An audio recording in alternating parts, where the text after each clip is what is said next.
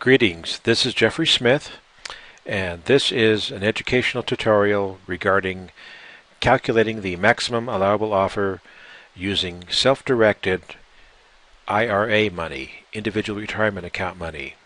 This is different from hard money. This is Microsoft Excel. Let's open up a prepared spreadsheet. This is the property analysis worksheet short form. I've already filled in values for a sample project. I just made up the address and the numbers. We'll go over to the comparable sales tab. I've entered in some sample data and calculated an average adjusted price of $152,333 for this property using the three comparable sales values that I entered in up here. This uses the average adjusted price. You could also use the estimated ARV, estimated after repaired value, which is simply the product of the square footage times the average price per square foot. Now let's go over to the property analysis worksheet. We see that this is a one-unit property, 1,650 square feet, 3 bedrooms, 2 baths, 2 parking spaces. The after repaired value is a formula reference to the comparable sales sheet. The investment to value is entered as a percentage of the ARV. In this case, it's 80%. This represents the all-in investment on this project. $121,900. This is the all-in for purchase, for entry costs and exit costs. We're assuming the repairs are about $20,000. We're specifying $6,000 for a supervision fee to pay the project owner to handle this project. We've set up a wholesale profit of $6,000. Both of these cells are initialized as formula references. In the case of supervision fee, it is set to $2,000 per month or 3% of the after repaired value, whichever is greater. The wholesale profit is $6,000 or 3% of the after repaired value or 15% of the profit, whichever is greatest. These values are entirely up to your discretion. You can change them any way you want. You could leave them in, leave them out, increase or decrease, whatever you need to make the deal work. Carrying costs is a formula reference down here to the calculated total carrying costs. In this deal, we're using self-directed IRA money, and therefore we are not paying monthly debt service. All of the costs compound and are due at project completion when the property is sold or refinanced. We've included $500 for staging and marketing. This is for renting staging furniture and hiring a professional catering service to host an open house. This is the end of the hard entry costs, the cash required to handle this project. Below this line is the list of soft costs on getting out of the project. You don't need cash for this because the retail buyer or the refinance lender will pay these costs at project completion, and they will be deducted from your HUD-1 settlement statement. So they are listed here in order to charge them to the motivated seller.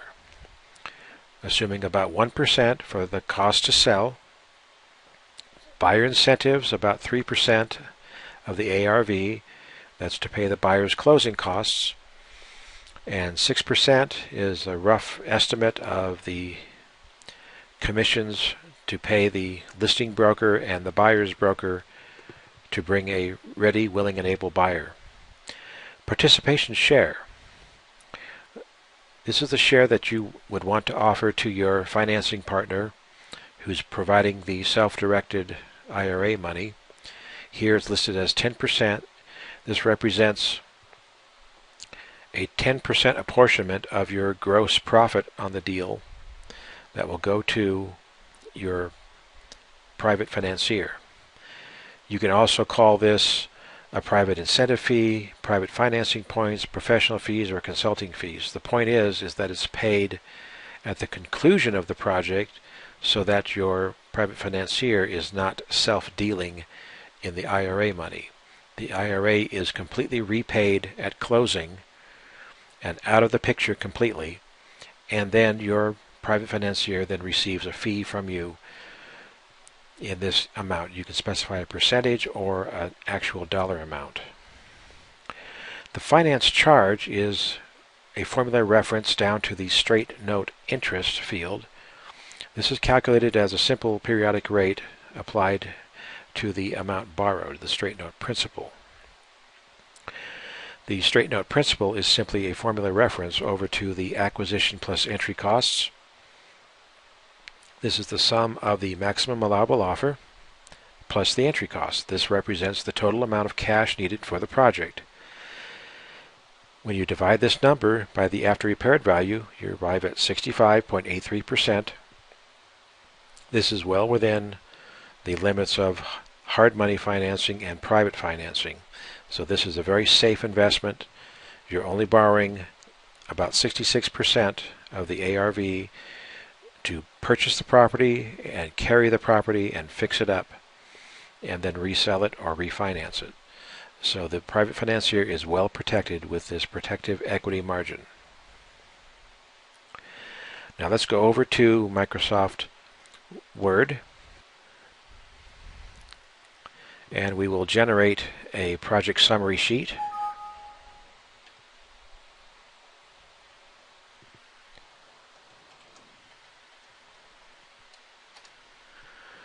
And we will open the spreadsheet, select the mail merge sheet,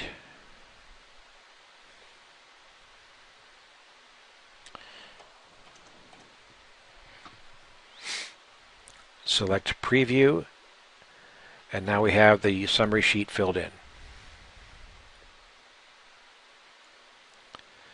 We can see the after repaired value, subtract the profit, total investment to value $121,900. This is 80% of the after repaired value. From this number we must subtract the entry costs, subtract the exit costs to arrive at the maximum allowable offer. The spreadsheet also calculates an initial offer which is 20% less than the maximum allowable offer. This is where you start negotiating and you end your negotiation at the maximum allowable offer. If you pay more than this to buy the property, then the difference must come out of somewhere else, and it will probably come out of your profit.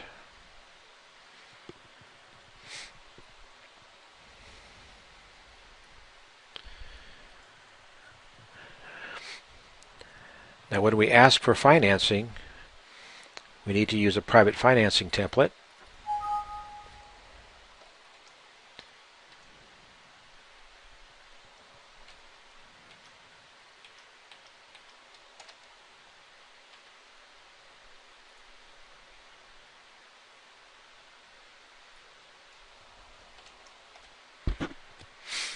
The private financing request, it spells out the details of the property in terms of size and beds, baths, parking, repair days, marketing days, closing days, total days, and some costs for running the project.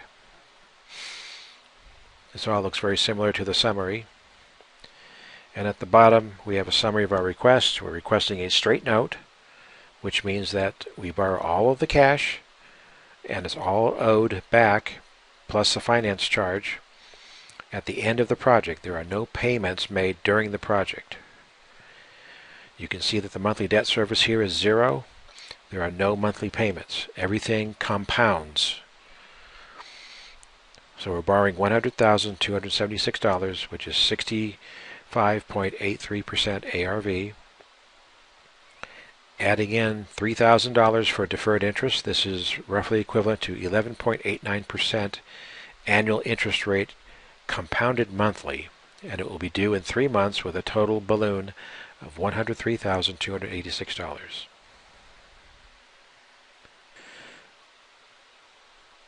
Now let's go to price justification. This is what we would show the listing broker or the motivated seller to justify the maximum allowable offer.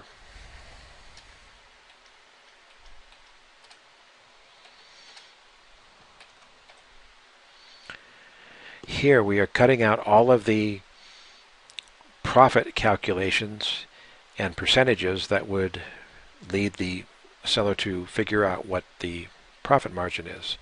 We're simply saying to the seller, this is how we've arrived at our price. We want to invest a total of $121,900 in this deal. Here are the costs that we must pay coming into the deal. Here are the exit costs that we must pay at closing when we sell the property to a retail buyer. When we subtract the total costs from the investment to value, all that's left is $65,116 as the maximum allowable offer. Now this is not a contract, it's more like a letter of intent that is non-binding. It simply explains how we arrived at this number, and if the motivated seller is truly motivated, they can sign this document, which is not obligatory, and that will give us the go-ahead to write a full binding cash offer.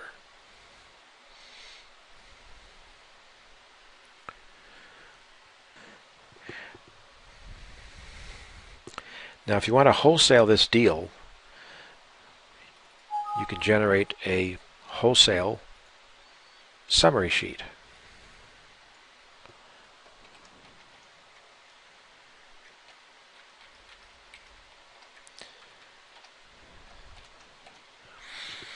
Now this summary also shows the same basic information, and at the bottom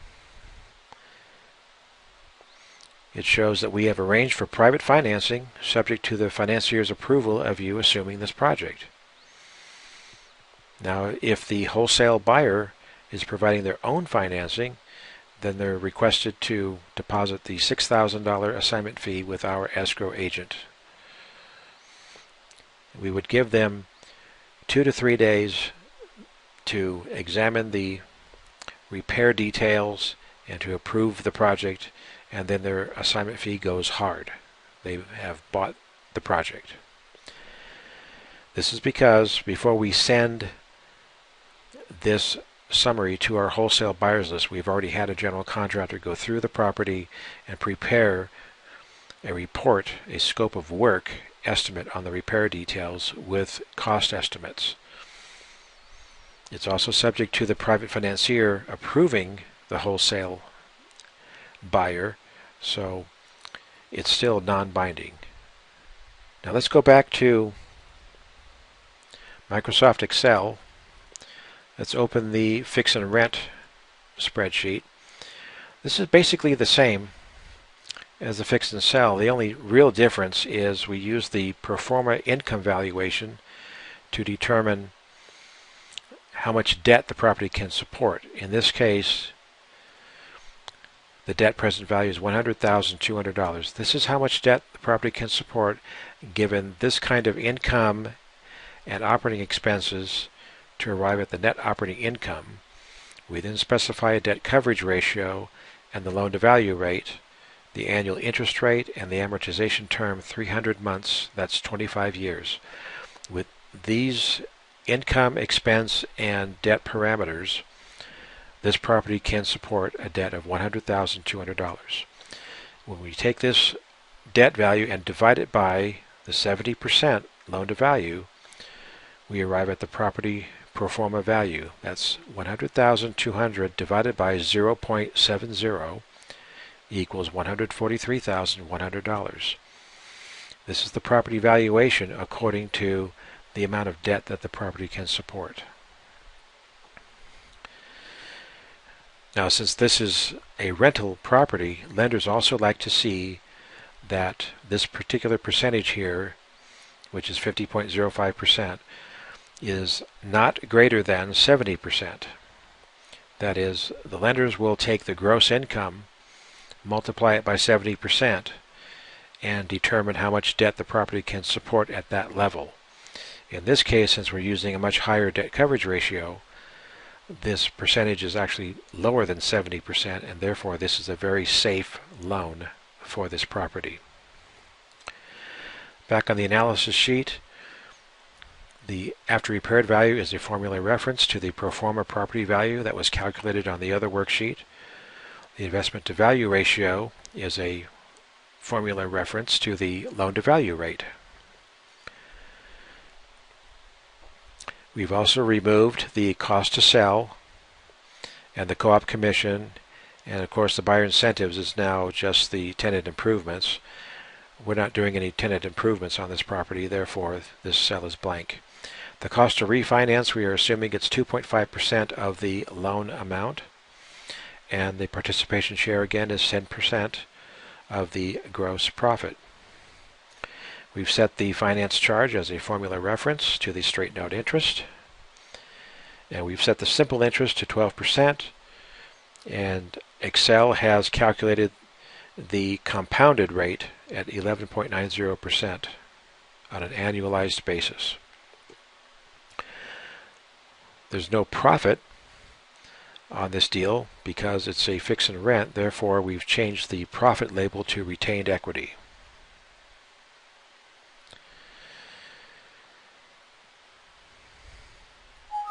Now let's go back over to Microsoft Word, do a summary sheet.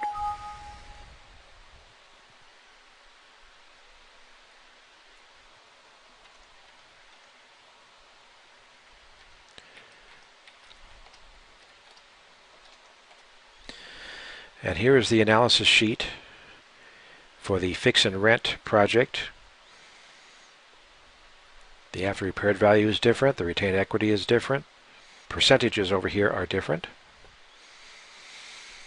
And we've arrived at a maximum allowable offer of $54,958, and calculating a 20% discount to start negotiations gives us a nice round number of $44,000 to start. For the maximum allowable offer will be the limit of $54,958.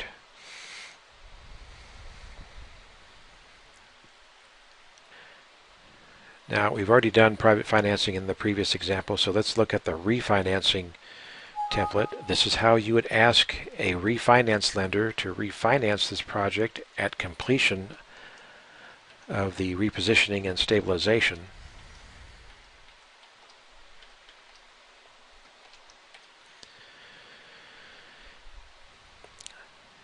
There is no commissions or tenant improvements, so we can just delete those lines.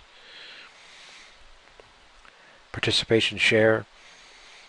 We saw in the spreadsheet that we could change this label to something else like consulting fees or professional fees.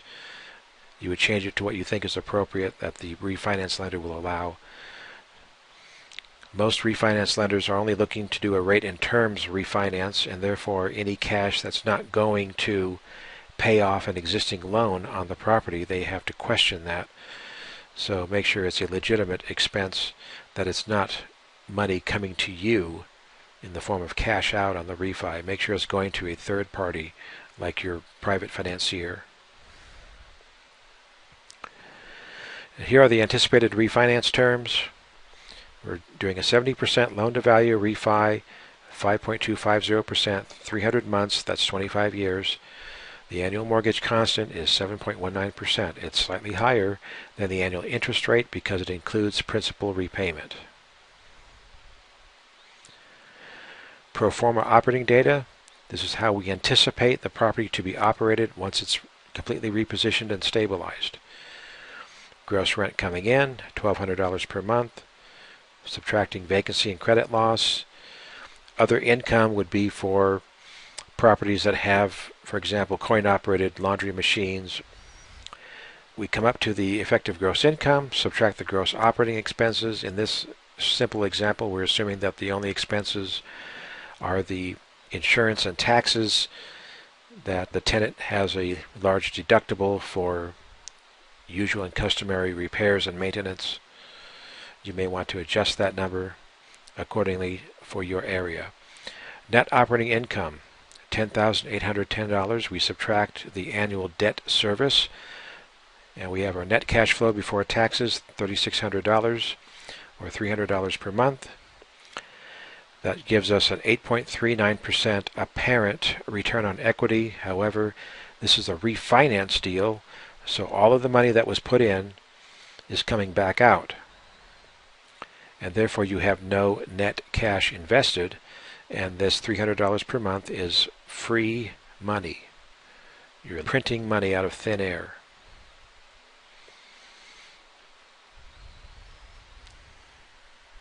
And that's how you use self-directed IRA money.